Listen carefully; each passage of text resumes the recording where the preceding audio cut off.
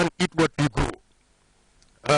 It is a fact that agriculture employs between 70 to 80% of the economically active population of the Gambia, contributes 30% of the GDP, and yet only enjoys between 12 to 15% of loans and advances from the formal conventional commercial banks.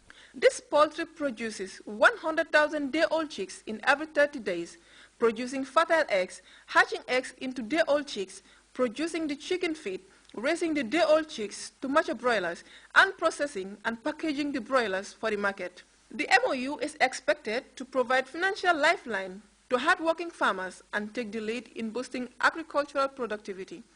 MPAS had done their bit to the extent that whatever we had financed have been fully liquidated within a short space of time. Gambia Growth and Competitiveness provided support to MPAS for the outgrower program, and because since last year the program has been progressing successfully, and I'm happy to see that this MOU they're going to sign today between MPAS and Reliance is going to at least complement our support to MPAS and also the outgrowers, the farmers, because a major constraint that has been realized since we started the outgrower program is providing inputs for the farmers, like the day-old chicks, because they don't have access to finance, and also in terms of getting their own funds to buy the day-old chicks. The purpose of our visit today is twofold. Is to introduce our project, which is an integrated poultry scheme, where MPAS Poultry Processing Company would hatch day-old chicks and will provide these day-old chicks to farmers, and then we will buy back the grown chicken from them, and then would process that. For the first time, the entire poultry value chain management is being done locally. We are going to produce on this farm in Farato the fertile eggs that have both moms and dad. The MPAS Poultry Processing Company is a young and ambitious institution with approximately 100 staff members on its payroll. It has fertile ideas to move forward and create more opportunities for job seekers. Uminjai, GRTS. The Combo North Special Settle Programs Task Force, headed by the Paramount CFO, who also doubles as the head CFO of Combo North District, invites residents of the Combo North and the general public to a cleanup exercise that they intend to carry out on Saturday 15th and Sunday 16th February 2014. In order to render the route from Banjul International Airport to the hotels clean and tidy in time for celebrations marking the 49th Independence Anniversary, the Paramount CFO and other task force members thank His Excellency, the President, Sheikh Professor Alhaji Yaya Jammeh, government departments, individuals, APRC supporters and officials, and all those who participated in the first settle for making it a resounding success.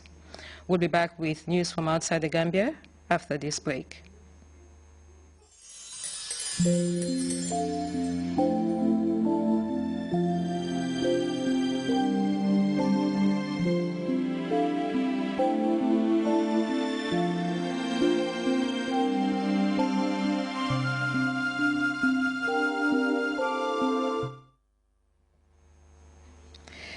Welcome back. The interim president of the Central African Republic is resisting calls to divide her country into two geographical entities. The suggestions come against the backdrop of a seemingly unrelenting vicious cycle of religious violence. We have more in this report. It was her first trip into the provinces since being named president of the country. Accompanied by Jean-Yves Le Drian, French defense minister, President Samba Panza arrived in Mbaiki. The visit comes at a difficult time as more and more people are suggesting that the country be partitioned along religious lines, the Muslims in the north and the Christians in the south. Catherine Samba Panza came out strongly against this. We will be strong and take the necessary measures so that no ideas about splitting the country gain ground. Mbeki is located some 80 kilometers southwest of Bangui. Only 50 Muslims remain. 3,000 others fled the town, afraid of being massacred by anti-Balaka forces. We spoke a great deal about the ex-Seleka. Now we are talking about the anti-Balaka. When they act like bandits towards the people, these are criminal acts. I don't hesitate to use the term, and they must be punished as such. France has promised to use force to pacify the anti-Balaka militias and prevent the partition of the country.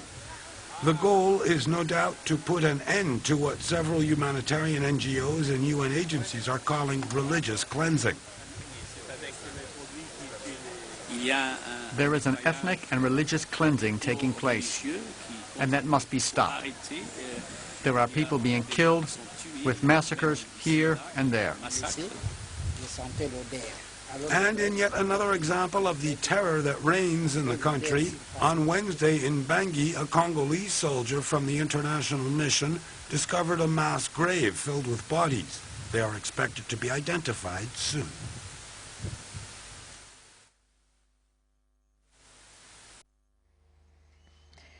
At least 67 houses have collapsed and 1,000 others badly destroyed after a magnitude 6.8 earthquake struck China's sparsely populated Xinjiang region. And Taiwan's Mainland Affairs Minister and his Chinese counterpart have been talking business. For more on these stories and others, we go with the roundup of news report. Earthquake struck China's sparsely populated Xinjiang region on Wednesday. Authorities said that at least 67 houses had collapsed and more than 1,000 were damaged. No deaths have yet been reported. By Thursday morning, monitors had registered 739 aftershocks, the largest of them measuring 5.7 on the Richter scale. Taiwan's Mainland Affairs Minister arrived in China's eastern city of Nanjing on Tuesday to meet with his Chinese counterpart for historic trade talks. Relations have been strained between Taiwan and China since the 1949 Communist Revolution, when China's government at the time relocated to the island. Mainland China regards Taiwan as its 23rd province. However, the Taiwanese president said he saw no urgent reason to address political issues at these talks, which are to continue until Friday.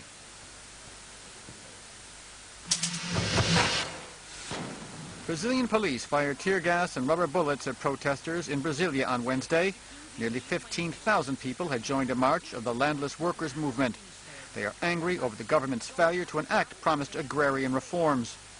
Authorities said 2 protesters and at least 22 police officers were injured in the clashes. This morning, President Dilma Rousseff called a special meeting of her advisors to respond to the protesters.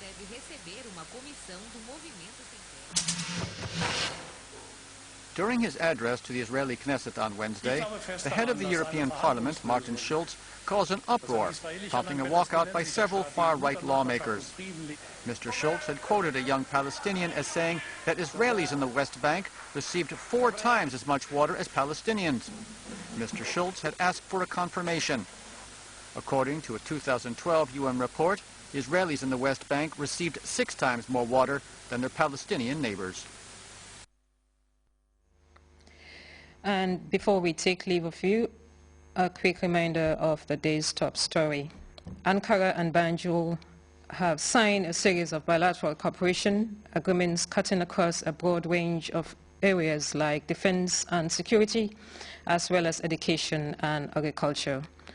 Lawmakers have decried the non-payment of millions of dollars in areas owed to the utilities giant NAWEC by local government entities.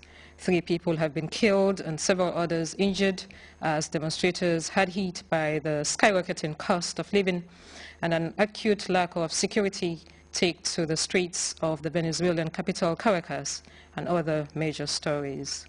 And peacekeepers in the Central African Republic have discovered a mass grave containing the remains of people believed to be victims of what some international organizations are now calling religious cleansing. That was all in this edition of the news. Thanks for the pleasure of your company. Do stay with us. I'm Sylvia Grace George. Good afternoon.